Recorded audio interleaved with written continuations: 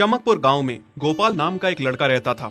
उसकी सौतेली माँ और बाप ने उसे घर से निकाल दिया था। उसकी सौतेली माँ ने सब कुछ अपने और अपने बच्चों के नाम पे कर रखा था और गोपाल को हिस्से के नाम पे 3 गायें दे रखी थीं। गोपाल पढ़ा लिखा तो बहुत था, पर नौकरी ना मिलने के कारण उसने सोच लिया था कि वो अब उन तीनों गायें की खूब देख रेख करके उनसे जो दूध मिलेगा उसे बेच के अपना कारोबार चलाएगा। अब मैं बिल्कुल अकेला हो गया हूँ। गौ माता, तुम तीनों के अलावा मेरा अब कोई भी नहीं है। बस मेरा घर चलाने के लिए तुम तीनों को मेरी मदद करनी होगी। तीनों गायें बहुत ही हट्टी कट्टी और जवान थीं और रिश्ते में भी एक दूसरे की बहनें लगती थीं। चंपा, चमेली और मैना। मैना सबसे बड़ी और समझदार गाय थी। चंपा गर्भवती थी और चमेली को अभी अभी बच्चा हुआ था। वो दूध दे रही थी, जिसके दूध को बेच के गोपाल का थोड़ा बहुत घर चल रहा था। पर गोपाल को अब चंपा और मैना पे पूरा भरोसा था कि जब उनका बच्चा हो जाएगा तो वो खूब दूध देने लगेंगी और जिससे उसका कारोबार अच्छे से सेट हो जाएगा। देखा चमेली बहन, हमारे मालिक को कितनी उम्मीदें हैं हम तीनों से। हाँ चंपा, सुना मैंने, मालिक ने हमसे कितनी सारी उम्मीदें लगा रखी हैं। और उम्मीद रखे भी क्यों ना, कितना समय खर्च करते हैं मालिक हम पे और कितनी सेवा करते हैं हमारी, कितना खिलाते पिलाते हैं हमें। और फिर हम मालिक की उम्मीदों पे खरा ना उतरेंगी तो धिक्कार है हमारी जिंदगी पर। सही कह रही हो बहन तुम। चलो हम तो मालिक के लिए कुछ ना कुछ कर ही लेंगे। तुमने बच्चा दे दिया है, दूध भी दे रही हो, मैं भी गर्भवती हूँ। थोड़े दिनों में मैं भी बच्चे को जन्म दे दूंगी, फिर दूध भी देने लगूंगी। लेकिन इस मैना दीदी को देखो, हम दोनों से बड़ी हैं, एक बार भी बच्चा ना दे पाई आज तक।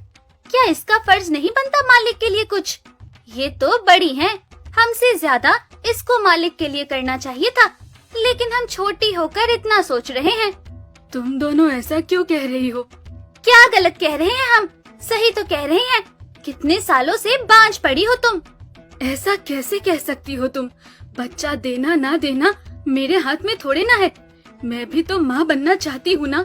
मैं भी चाहती हूँ कि दूध दूँ और मालिक को मेरे दूध से कुछ फायदा हो। अरे तुम क्या बच्चा दोगी जो इतने सालों से नहीं दे पाई? तुम ये ख्वाब लेना बंद करो कि तुम बच्चा दोगी और तुम्हारे दूध से मालिक को कोई फायदा होगा। दोनों छोटी बहनें बड़ी बहन मैना की बेबसी का मजाक उड़ाती हैं और उस पे हंसती हैं। इस बात से मैना बहुत दुखी होती है और रोती है कि उसी की बहनें उसको दिलासा देने की बजाय उसे ताने मार रही हैं, उसका मजाक उड़ा रही हैं। फिर एक दिन गोपाल का पड़ोसी उससे कहता है, अरे गोपाल, तुम्हारी 2 गायें तो ठीक है, एक गाय का क्या है? उससे तुम्हें कोई फायदा नहीं है, बेच क्यों नहीं देते उसे? अरे नहीं नहीं भाई साहब, बेचना क्यों उसे? अभी बच्चा नहीं दे रही तो क्या पता कल वो बच्चा दे दे। कोई भी काम जल्दबाजी में नहीं करना चाहिए। अरे नहीं गोपाल, मेरे कहने का ये मतलब था कि तुम्हें अपना कारोबार जल्द खड़ा करने की जरूरत है, क्योंकि तुम्हारे घर वालों ने तुम्हारे साथ जो कुछ भी किया वो बहुत गलत था। अब तुम्हें जो भी करना है अकेले ही करना है। आगे शादी भी तो करनी है तुम्हें, उसके लिए भी खूब पैसा कमाना पड़ेगा। जब तुम्हारी सारी गायें दूध देंगी तभी तो कारोबार अच्छा चलेगा ना। हाँ, बात तो तुम सही कह रहे हो भाई। मेरी मानो तो तुम अपनी गायों को क्रॉस करवा के देख लो, शायद उससे बच्चा हो जाए। हाँ, ये सुझाव तुमने सही दिया, मैं कल ही ऐसा कर लेता हूँ। सुना तुमने मैना बहन मालिक की बातों को? कितना परेशान है मालिक तुम्हारी वजह से, पर तुम्हें तो कोई बात कह ही नहीं सकते।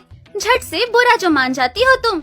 मैना ये सब सुन के बहुत दुखी होती है, पर करती भी क्या, उसके हाथ में कुछ नहीं था। गोपाल ने मैना को क्रॉस करवा के भी देखा, पर उसका भी कोई फायदा नहीं हुआ। गोपाल, जो सुझाव मैंने तुम्हें दिया था, क्या वो तुमने आजमाया? हाँ भाई, वो भी करके देख लिया, पर उसका भी कोई असर ना हुआ। ये गाय किसी काम की नहीं है गोपाल, मेरी मानो तो इसे बेच दो। मैं सोच रहा हूँ एक बार फिर से क्रॉस करवा के देखता हूँ, शायद कोई बात बन जाए। देख लो, पर मुझे नहीं लगता। देखा, इन लोगों को भी पता चल गया, तुम बच्चा नहीं दे सकती, तुम बांझ ही रहोगी।